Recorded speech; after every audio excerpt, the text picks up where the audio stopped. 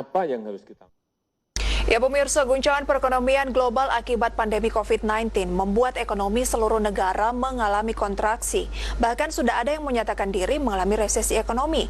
Nah, Indonesia sendiri pertumbuhan ekonominya di kuartal 2 2020 diprediksi akan menurun hingga minus 4-5%. Dan pemirsa, rekan Rizka Ayu akan melaporkannya secara mendalam untuk Anda berikut ini.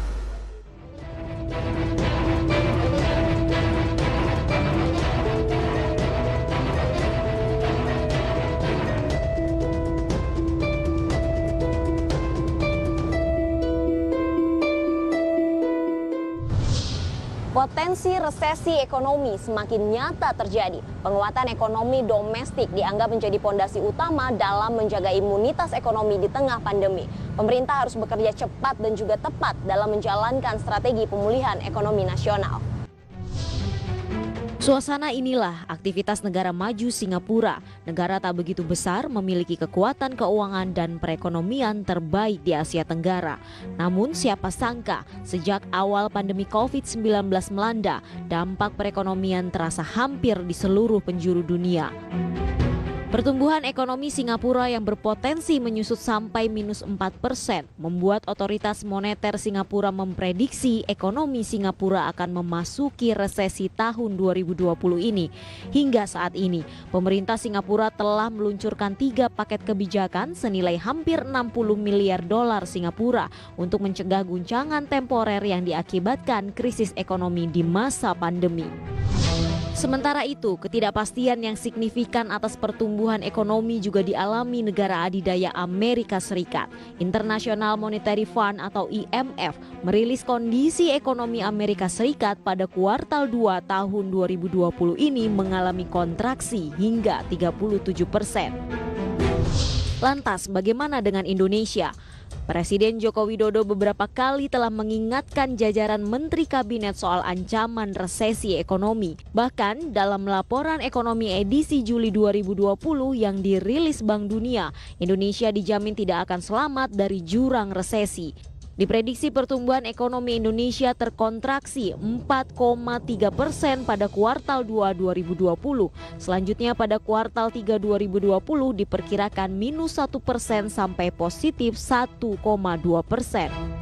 Titik poinnya sekarang kita ada di 4,3%. Jadi sudah lebih dalam dari yang kemarin kita sampaikan 3,8, minus 3,8. Ini karena berbagai sektor kita lihat penurunannya cukup tajam. Termasuk perdagangan, manufaktur, pertambangan, dan juga transportasi. Bank Indonesia juga memperkirakan indikator perekonomian dalam negeri menunjukkan geliat pertumbuhan yang mulai membaik. Perkiraan kami dengan berbagai data-data yang ada memang menunjukkan kontraksi ekonomi Indonesia memang berkisar sekitar 4%.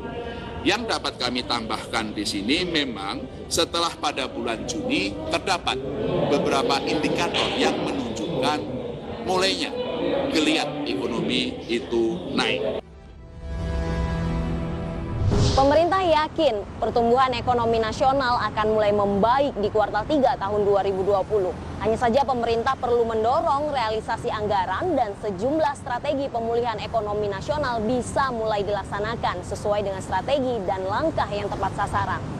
Langkah-langkah pemulihan ekonomi nasional ditempuh pemerintah, mulai dari upaya penyelamatan dari jurang resesi dengan memberikan stimulus kepada masyarakat, program bantuan sosial, penerbitan global bond sebesar 4,3 miliar US dollar, membangkitkan sektor usaha kecil dan menengah melalui insentif produktif padat karya, hingga membentuk tim khusus pemulihan ekonomi. Presiden memberi tugas kepada komite kebijakan dan di situ dibuat ada satu tim untuk mengendalikan terkait dengan penanganan COVID-19 dan pemulihan ekonomi.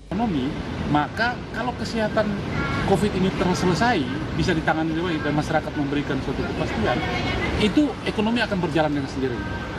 Sementara itu, Kamar Dagang dan Industri atau Kadin meminta stimulus yang sudah dikucurkan oleh pemerintah untuk segera cepat diimplementasikan. Pasalnya, hal tersebut merupakan kunci utama agar ekonomi Indonesia tidak masuk dalam zona resesi.